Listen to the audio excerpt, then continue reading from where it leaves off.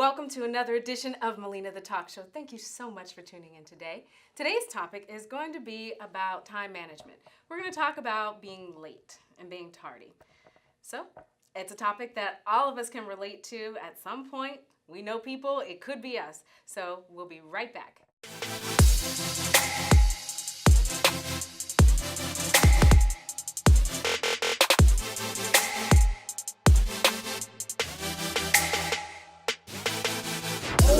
You need to watch this woman's show. Welcome to Millena the Talk Show, where we talk about things that everyone thinks about but rarely ever says. And I want you to make sure you tune in with Millena because she's a friend of mine. Keep it real.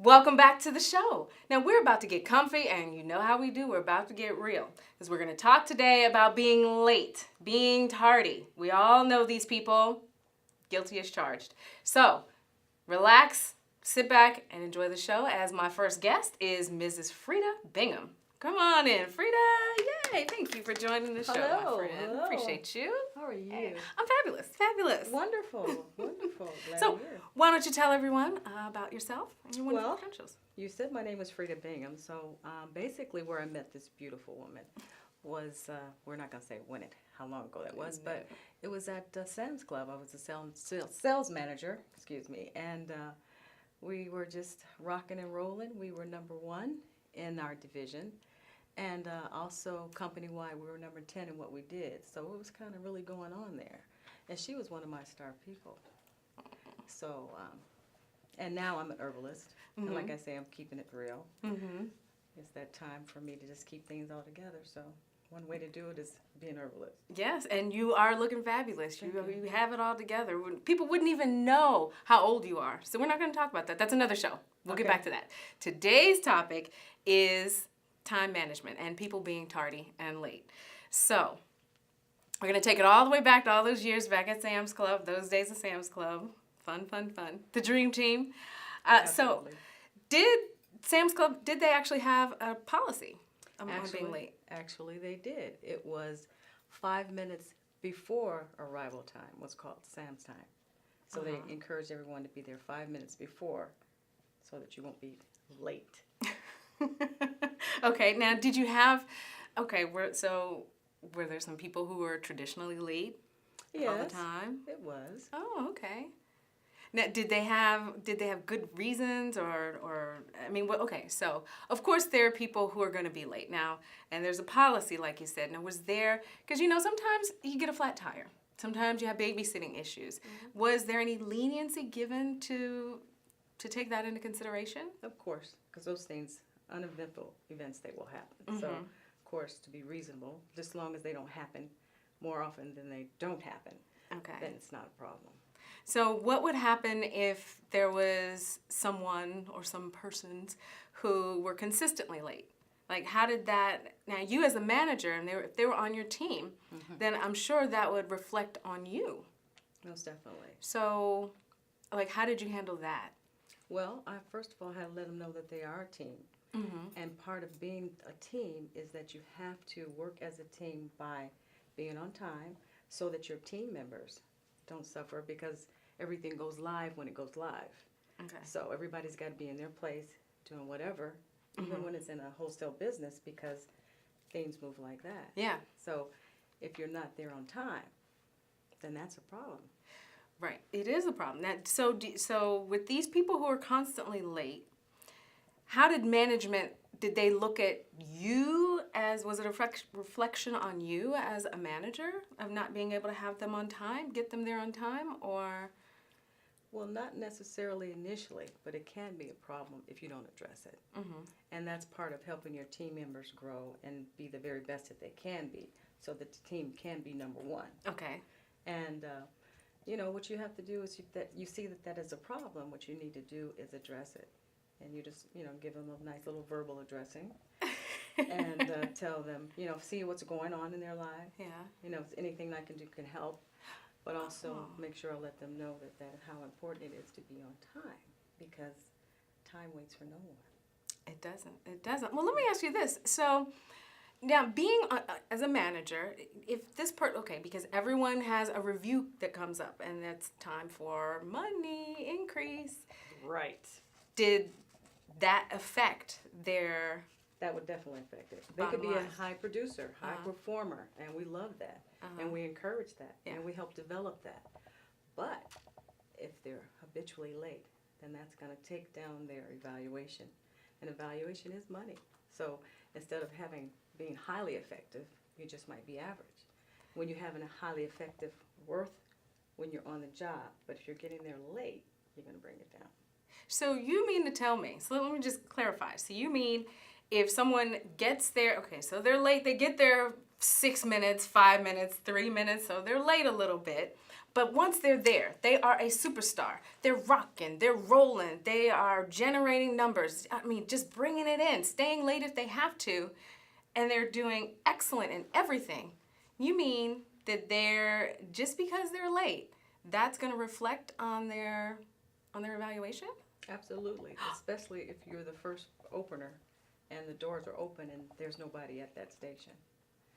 It's not going to work.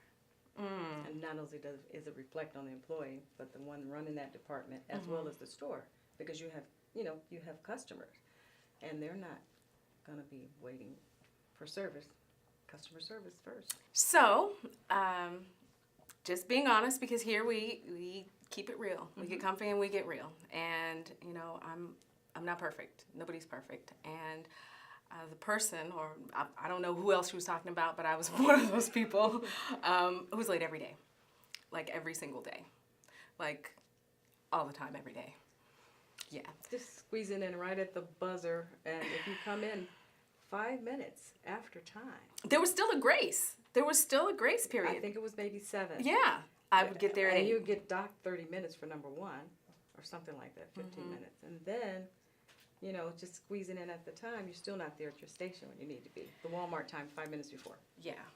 Yeah. And, it's honestly, it's something that I've struggled with all my life. And it's unfortunate that it's rolled over into my adult life. Now I'm working on it. I am working on it. I've tried to set some things in motion to help me with that. And I wanted you to be a guest on the show to talk about this, because you've known me for all these years, and this isn't something that's just brand new. This is going on a lot of years. So maybe by me sharing it with you guys, then perhaps you might be able to help yourself, like I'm trying to help myself with this very, very, very challenging issue. So maybe you'll be able to help yourself like I'm trying to help myself with this very, very challenging issue. And it helps when you have people who are supportive and who are kind, because honestly, I should have been fired probably.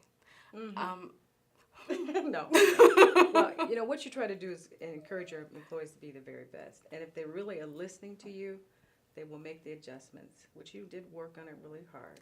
I did. Remember that time I drove in a snowstorm from New York just to get to work? I drove in the snowstorm, and you told me, "What are you doing?" I said, "I have to get there. I have to get there." So there were times where I would just go all out. I mean, it took 6 hours, and you were like, "Well, nobody's coming in anyway." And I was like, I wish I'd known this before I started. Right. That was the big snow. I remember that was the big snow, but I was making an effort, because when I got there, I was doing it. It's just that I had this problem of on time. And I don't know what it is. Do you know other people who have this issue? Like, I know you are always on time. You're always early. So how do you do that? Well, you just have time management. You learn over time how to make adjustments, like make sure you allotted time for this, allotted time for that, dressing. You kind of like be your own time manager, and you just like coming here today. I knew what time I was supposed to be here today, so I gave myself an extra 30 minutes on top of the normal time it would take. That way you kind of like, adjust for any kind of uneventful things happening. And that way you're sure to try to be on time. That's Right. that's good. That's good. You know what? Stay right here. We are going to take a quick break, and we'll be right back with some real reasons about why people are late and some actual real solutions to help us get it together. We'll be right back.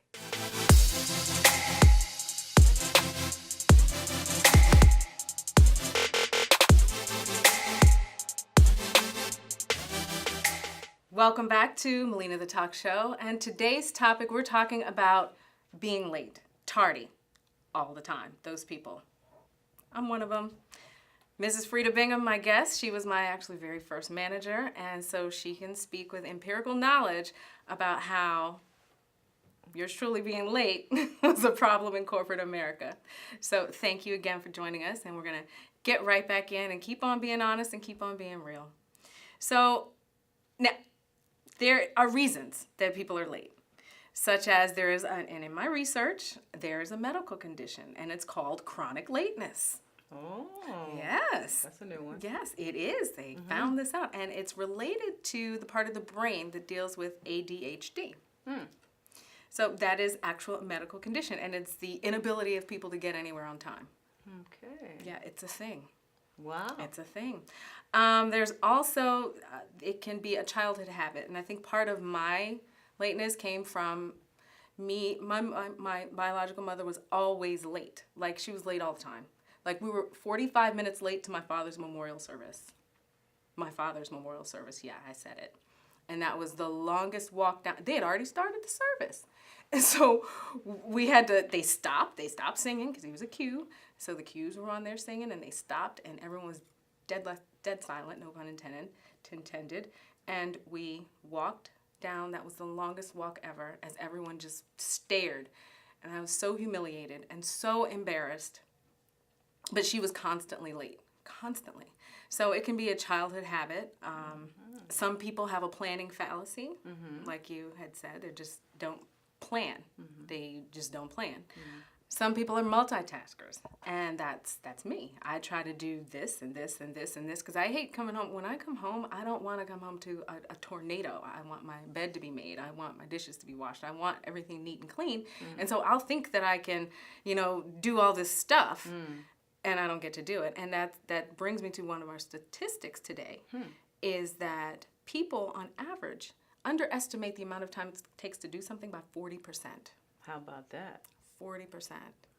And I also researched that $90 billion a year is lost in revenue by people being late in the workplace. That goes for money being dollars. Exactly. Okay. From time that people could be doing. But they're not. They're skidding in there at the last second. So let me ask you, those are some known reasons. What is the most ridiculous reason that you have ever had for someone being late? I don't know what happened. I left on time. I'm going to get better, but I don't know what happened. Did I say that? Yes. But okay. Were there any reasons? No, it was no reasons. That's why it was so ridiculous, because at least the other ones had reasons. You would say, I left out on time, and I don't know what happened, but I'm going to do better. Every day. Well, it wasn't exactly every day, but Right. it was enough. So what made you, because honestly, at the end of the day, you guys, I should have been fired. I really should have been fired. And you saved me. Why did you take it upon yourself to save me? Well, a lot of times, like I say, the clock did that click. It would just be like a click after the 5 minutes or 7 minutes you were late. I can't remember because it's been so long, and I'm not dating myself, but anyway. It'd be like that, but it was just, it was definitely unavoidable. I mean, you got in the building, but you just didn't get to the time clock. But like I said, if we did the 5 minutes before, then that would never been a problem. It just could never get you to do the 5 minutes before. But far as being a dynamite employee, absolutely. We did a grand opening, and for the clubs in that area at the time, because they were new to the city. And she got, I can't remember the top news guy and her news station's name, but Joe Krebs was it? Yeah, right. Joe Okay. Krebs. Here he comes walking up to our location. Now, they had other locations opening up with this grand opening, but he came to ours, And it was because of her. And that's just the type of person. She's always been like that. It's just, getting the time management together, and she'll be like 100%. Yes. But she's definitely a talent. And we were definitely called the dream team. Oh, thank you. I'd walk in with my crew at the big district meetings, and they go, "We know you guys got whatever." And we did, because, and I used to send those papers to my dad. "See, there's 5 in the area in my district, and I'm number 1. That's me, 6654. But of course, it's because of my team. And I used to tell them all the time, I look good because they look good. And you have to definitely keep up the morale of your employees. You have to treat them with dignity and respect and try to get them to where they need to be. I knew she had the potential in every area except for that, and I know she can do it. And she has to believe it. And you have to believe it. Thank you. Well, that means a lot that you shared that. So what are some ways that we can just all of us be better? As I said, I'm trying to get better. Always room for improvement. I'm sure everyone's trying. We've made New Year's resolutions and all of that to try to do better. What are some ways, because you're always early, so what are some ways that we can, what do you do to make sure that you're there? I know you said you add an extra hour. Mm-hmm. What else do you do? Well, different things that you can do. They have Franklin planning classes, which they sent all their managers to, which is really a good class because it teaches you time management to prioritize things and stuff like that. But I'm quite sure there's something on a smaller scale because those classes cost a fortune, but they teach you how to get the Franklin Planner book and all that. But you can do that on your own, and just look for those things. They can Google everything these days or YouTube it. So if you do that and really making a commitment to it and say, this is going to be the new me starting today, it's going to work. And it's a belief system. If you believe it up here, you can do it. Okay. Well, I know I've started to, thank you. I've started to put in the GPS, because Waze and various different GPSs, they have in there calculating time, how long it's going to take to get somewhere. So I've started putting that in so I can know, like, way in advance how much time I have. There's also been a suggestion about a timer where you set the timer for how long you think something is going to take. If you think it's going to take 20 minutes, 10 minutes, then you set the timer for 20 minutes, and that allows you extra time. Because like I said, people underestimate how long it's going to take to do something. Or they plan too many things into trying to get something done. Say, I can do this, when really you can only do this and this. And you've shared that with me a lot of times. You're like, why are you doing A, B, C, D, and you only have time to do A and B? And I'm like, no, I can do it. And you're like, no, you can't. Because you're going to stress yourself out. Make yourself older before your time, so you don't want to do that. Yeah, don't want to do that. Right. And then one final thing is that I read where you can visualize what you're doing, like how long, but like before you get out of bed, or as you're getting dressed, like, okay, how long is it going to take me? How many steps is it going to take me to do this? Then count in the actual time that it's going to take you to do that. So that's all about time management. So I think we covered a lot today. Some good stuff. Yeah, some good stuff. Just some real stuff. We got comfy, and I got real. Right. I got real. Right. And I hope the information that we shared today was helpful to you, and maybe it'll help you in your quest to be better and be on time. So I want to thank my fabulous friend, Mrs. Freda Bingham, for being here. Be here. Lovely place you got. I love the set. So thank you. I'd come back anytime. Oh, thank you. I'm going to have you back another time, talking about being healthy. Oh. Yes. And thank you so much for tuning in today. I appreciate it so much. And we'll see you next time on Millena the Talk Show.